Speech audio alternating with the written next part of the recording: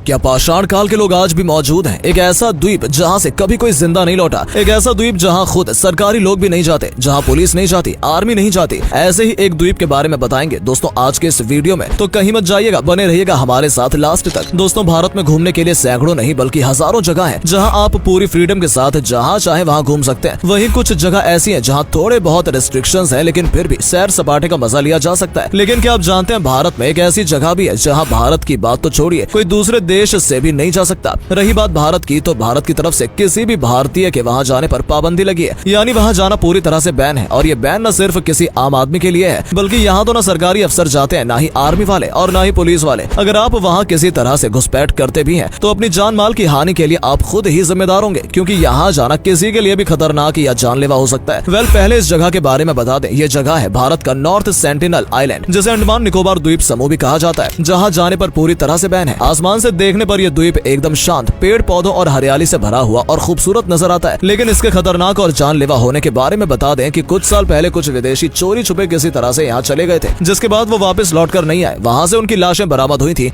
ये मत समझिए कि यहाँ कोई भूत प्रेत वगैरह रहते यहाँ भी इंसान ही है, लेकिन माजरा क्या है कुछ देर में आप जान जाएंगे, इसलिए हमारे साथ वीडियो में लास्ट तक बने रहिएगा। पहले आपकी इस जिज्ञासा को ही शांत कर देते हैं कि आखिर वहाँ किस तरह के लोग रहते हैं। दरअसल इस द्वीप पर सेंटिनेलिस जनजातीय समुदाय के आदिवासी रहते हैं और इन्हें काफी खतरनाक माना जाता है। इन लोगों को बिल्कुल भी पसंद नहीं है कि इनके द्वीप पर बाहरी आदमी आए, इसलिए कुछ साल पहले जब एक अमेरिका से आया हुआ बंदा इनके द्वीप पर पहुंच गया, तो यहाँ के लोगों ने कथित रूप से उसकी हत्या कर दी। बता दें अंडमान और निकोबार प्रशासन ने 2005 में एक स्टेटमेंट में कहा था कि सरकार का यहाँ के लोगों की जीवन शैली या आवास में हस्तक्षेप करने का कोई इरादा नहीं है और वो उनके साथ आगे संपर्क करने या द्वीप पर कानून लागू करने में रुचि नहीं रखते। प्रशांत महासागर के नॉर्थ सेंटिनल आइलैंड पर रहने वाले इन आदिम जनजाति के लोगों का आज के मॉडर्न जमाने से दूर दूर तक कोई नाता नहीं है। अगर इन्हें कोई बाहरी व्यक्ति दिखाई पड़ जाता है तो उसे देखकर ये हिंसक हो जाते हैं और हमला करने लगते हैं। साल 2006 में कुछ मछुआरे जब गलती से यहाँ पहुँच गए तो यहाँ के लोगों ने उन पर हमला बोल दिया। इससे पहले कि मछुआरे कुछ समझ पाते वो मारे गए। वैसे आपको जानकर हैरानी होगी कि ये लोग न सिर्फ पानी के रास्ते पहुंचने वालों पर हमला करते हैं, बल्कि अगर कोई हवाई जहाज कम ऊंचाई से गुजरता है तो ये उस पर भी तीरों से हमला करते हैं, वो भी आग वाले तीर। हाँ, क्योंकि जहाज कम ऊंचाई पर भले ही दिखाई देता हो, लेकिन फिर भी वो काफी ऊंचाई पर होता है, इसलिए जहाजों तक इनके तीर पहुंचते नहीं है, वरना शायद ये जहाजों को भी ढेर कर दें। बता दें ये द्वीप बंगाल की खाड़ी में मौजूद है, लेकिन कोई भी इस द्वीप पर रहने वाली जनजाति के बारे में कुछ भी ठीक से नहीं जानता, जैसे इनके रीति रिवाज के बारे में, इनकी भाषा के बारे में, इनके रहन सहन वगैरह और दूसरी चीजों के बारे में। यही नहीं, साल 2004 में आई भयंकर सुनामी के बाद अंडमान द्वीप समूह को काफी नुकसान पहुंचा था, लेकिन सुनामी के बाद इस द्वीप पर रहने वालों पर कितना असर पड़ा इसकी कोई सटीक जानकारी नहीं है, क्योंकि सुनामी के बाद जब भारतीय तट रक्षक दल ने वहां जाने की कोशिश की तो वहां के लोगों ने हेलीकॉप्टरों पर आग के तीरों से हमले किए, इसलिए वहां जाना रद्द कर दिया गया। इसकी जनसंख्या के बारे में अनुमान है कि फिलहाल इसकी जनसंख्या 200 से 250 तक हो सकती है। माना जाता है कि यह जनजाति तकरीबन 60,000 साल पुरानी है, इसलिए इस जनजाति के लोगों को पाषाण काल की जनजाति भी कहा जाता है। इसके अलावा इसकी वजह यह भी है कि आधुनिक लोगों के मुकाबले इन लोगों में कोई भी तब्दीली देखने को नहीं मिलती, जिसकी वजह मानी जाती है कि इन लोगों में सीखने की कमी है और क्योंकि ये बाहरी दुनिया से कोई संपर्क रखना ही नहीं चाहते, इसलिए अब तक ये एक तरह से पाषाण काल की स्थितियों में जी रहे हैं। इनके अलग थलग रहने की स्थितियां ऐसी हैं कि क्या ही कहें। ये भारत में सिर्फ यही एक ऐसी जनजाति है जिनके जीवन या अंदरूनी मामलों में भारत सरकार भी दखल नहीं देती है। दोस्तों आदिवासी जनजातियों के लिए ही काम करने वाली एक संस्था है सर्वाइवल इंटरनेशनल। आपको जानकर हैरानी होगी कि इस संस्था का कहना है कि इस द्वीप पर रहने वाली जनजाति इस दुनिया की सबसे कमजोर जनजाति है। यहाँ के लोगों की रोग प्रतिरोधक क्षमता लगभग ना के बराबर है और इतनी कम है कि अगर यहाँ के लोगों को मामूली सी बीमारी भी हो जाए तो वो भी उनके लिए जानलेवा हो सकती है। इसलिए महामारी फैलने जैसी स्थिति में इनकी जान को काफी खतरा हो सकता है। वैसे अभी तक आपने जितनी भी घटनाएं सुनी उनमें कोई भी जिंदा नहीं बचा, लेकिन आपको बता दें कि एक बार ऐसा जरूर हुआ था जब कुछ लोग वहाँ जाकर भी अपनी जान बचाकर भाग आने में कामयाब हुए थे। दरअसल साल 1981 में एक बोट भटकते हुए जब इस द्वीप पर पहुंच गई थी तो उस पर सवार लोगों ने किसी तरह अपनी जान बचाई थी, क्योंकि द्वीप पर उतरने से पहले ही उन्होंने कुछ लोगों को किनारे पर तीर कमान और भाले लेकर खड़े देखा और जब आदिवासियों ने उन पर हमला किया तो वो वहाँ से किसी तरह अपनी बोट के जरिए वापस भागने में कामयाब रहे। साल 1981 में 2 अगस्त की आधी रात के करीब एक मालवाहक जहाज बांग्लादेश और ऑस्ट्रेलिया के बीच सफर कर रहा था। खराब मौसम वगैरह की वजह से अपने रास्ते से जहाज भटक गया और सुबह जहाज के सामने एक बड़ा सा टापू नजर आया। इसके बाद वो मदद के लिए इंतजार करने लगे। कुछ दिन गुजरे ही थे कि कुछ लोग वहाँ नजर आए जो कि तगड़े शरीर और छोटे कद के लोग थे और किसी ने भी कपड़े नहीं पहने थे। साथ ही इन लोगों ने भाले और धनुष तीर पकड़ रखे थे। इसके बाद उन लोगों ने जहाज पर हमला कर दिया। जहाज पर मौजूद लोग 24 घंटे तक खुद की रक्षा करते रहे। आदिवासी लोग जहाज पर तीर चला रहे थे, लेकिन तीर जहाज तक पहुंच नहीं रहे थे। वहीं जहाज काफी ऊंचा था, इसलिए कोई जहाज पर चढ़ भी नहीं पाया। एक हफ्ते बाद इंडियन नेवी का हेलीकॉप्टर रेस्क्यू के लिए पहुंचा और रस्सी के जरिए जहाज पर मौजूद लोगों को रेस्क्यू किया गया। जहाज को वहीं छोड़ दिया गया। इसके बाद जब जहाज को डिसमेंटल करने के लिए कंपनी को ठेका मिला और जब वहां के लोग पहुंचे तो उन पर भी हमला हुआ। वेल दोस्तों, आपका इन आदिवासियों के बारे में क्या ख्याल है? कमेंट करके जरूर बताइएगा।